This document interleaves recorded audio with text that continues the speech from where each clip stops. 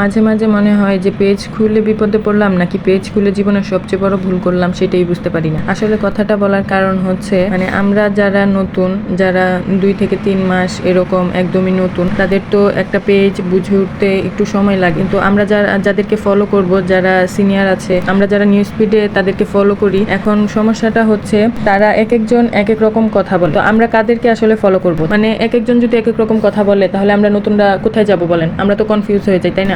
আমাদের তো আসলে পেজের গাইডলাইন মেনে চলো এটা সবাই বলে, কিন্তু আসলে পেজ জিনিসটা এটা তো হাতে ধরে শিখিয়ে দেওয়ার মতো কোনো কিছু না যে এটা কেউ তোমাকে হাতে ধরে শিখিয়ে দিবে। এটা আসলে আমি এই 3 মাস জার্নিতে আমি যতটুকু বুঝতে পারছি যে এটা আসলে করতে করতেই মানুষ হয়তো শিখে যায়। কারণ এক একজন এক এক রকম কথা বলে। এটা আমি বলছি না যে তারা মিথ্যে কথা বলছে, এটা তাদের দিক থেকে হয়তো ঠিক কথাই বলছে, কারণ তারা যেই টাইমে ভিডিও বা রিল ছেড়ে রিচ পাইছে সেজন্য তারা সেটাই সবাইকে আপডেট দিচ্ছে যে সেই টাইমে